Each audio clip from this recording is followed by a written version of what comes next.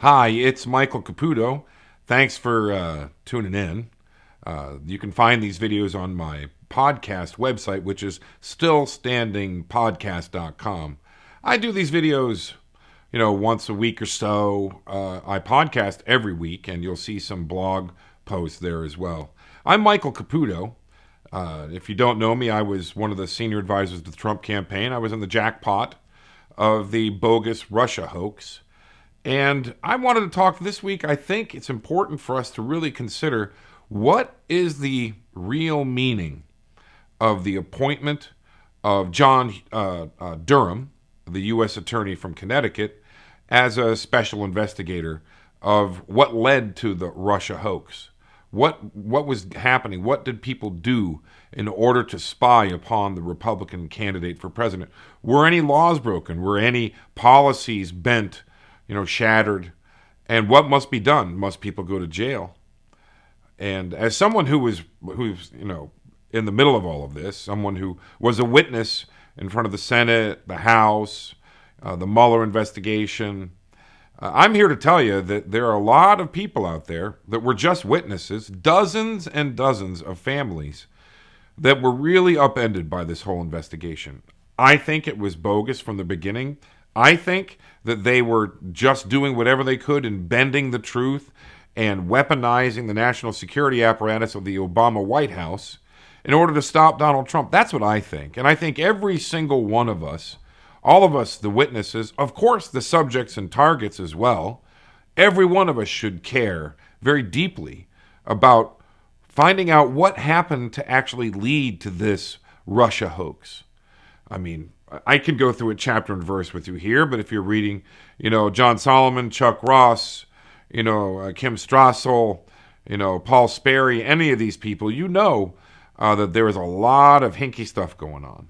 Whether it's the FISA warrants up against Carter Page, I'm pretty sure they had a FISA warrant against Papadopoulos. If you read George Papadopoulos' book, and it's not a difficult read, it moves pretty quickly. You'll see, you might not believe everything George Papadopoulos says in his book, but it reads like a spy novel. And I'm sure a lot of what he puts together there is true. It's very clear that this guy Joseph Mifsud, the professor who gave him the information about the Russians having Hillary Clinton's emails, right, or dirt on Hillary Clinton. And the fact that they sent a spy, Stefan Halper, an admitted spy, in to try to extract that information after Mifsud, a longtime intelligence asset, probably working with the FBI, planted that information. The old push-pull, I think they call it in the intelligence industry, in the investigation cabal over at the FBI. Yeah, sure, Papadopoulos, I think his country failed him. I think Carter Page's country failed him.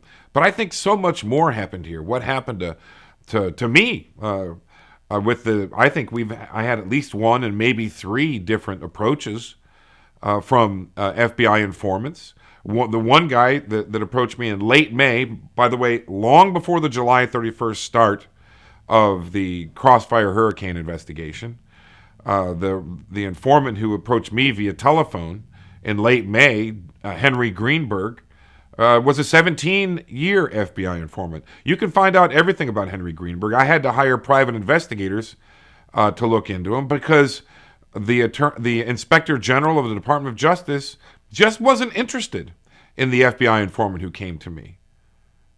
Check that out, right? The U.S. Attorney in Salt Lake, Huber, who everybody said was, checking into all the approaches of the Trump team. We tried to inform him. He didn't care. Never heard back from either of them. My attorney contacted the Inspector General of the Department of Justice, Horowitz, twice. Never even had the courtesy of a reply. In a year. It's been a year since we first tried to pass this information on to them. But look what happened to, General Flynn. Look what's happening to Roger Stone right now.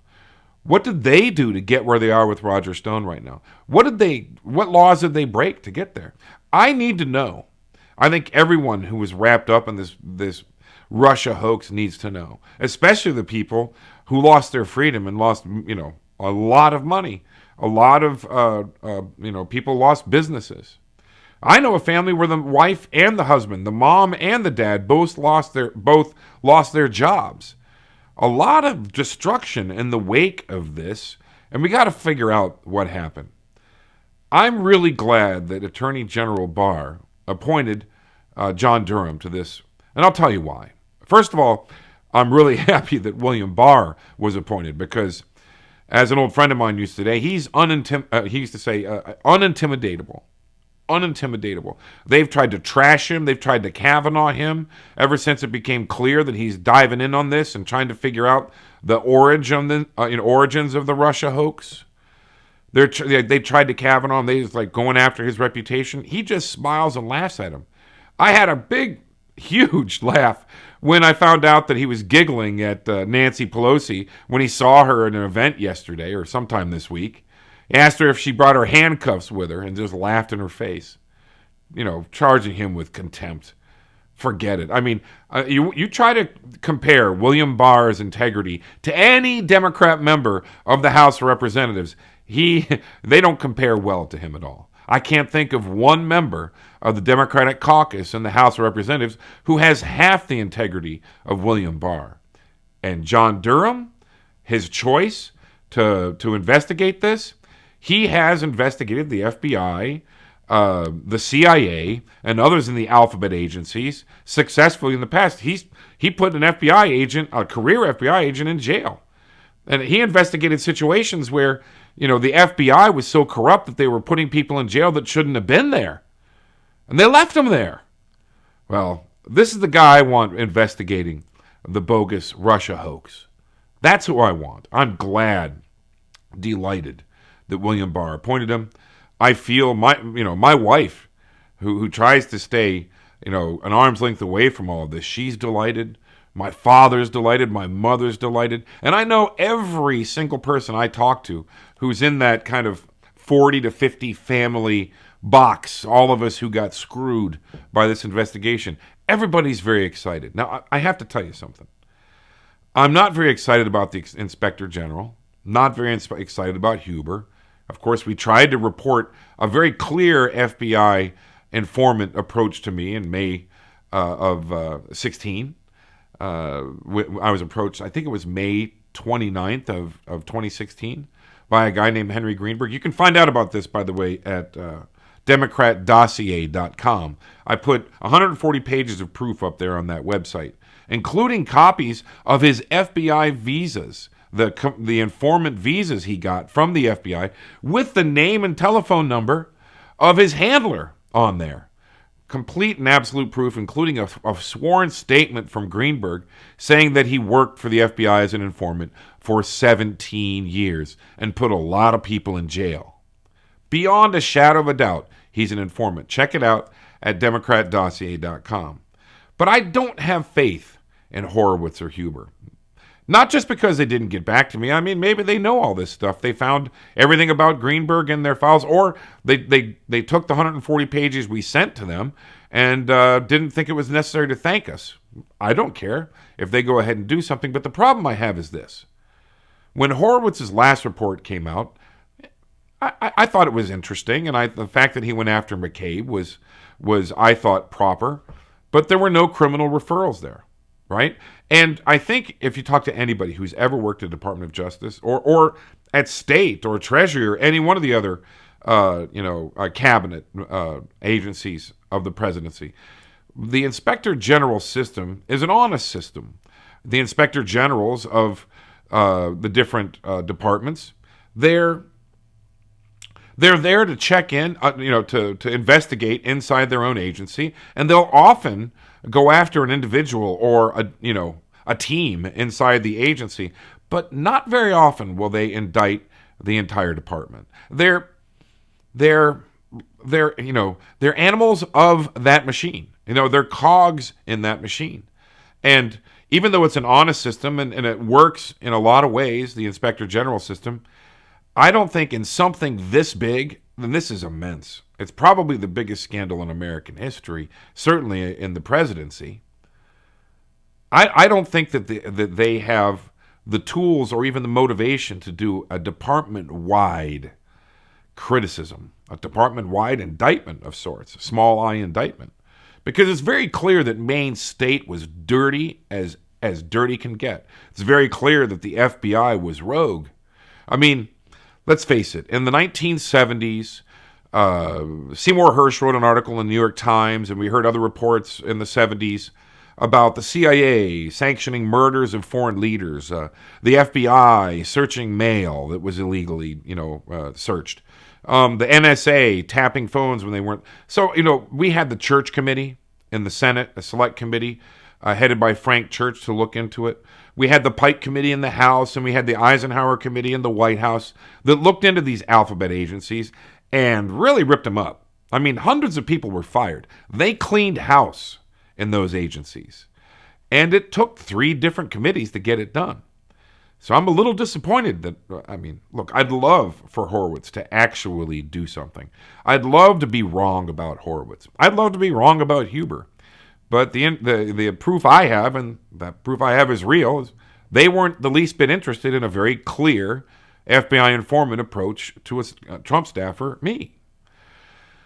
I don't really expect much out of Horowitz or Huber. But I'm not going to be brokenhearted because I have no optimism about it. That's why we need John Durham. That's why we need William Barr. If there's any justice to be had at the end of this whole hoax, I think it lies directly on Durham and Barr. Look, I know that nobody has an appetite for continued investigations. I understand that America is sick and tired of this Russia story. But a lot of people were wiped out. There are people like Roger Stone who are still, I believe, being improperly prosecuted. A lot went down, and a lot of people were hurt, and this can never happen again.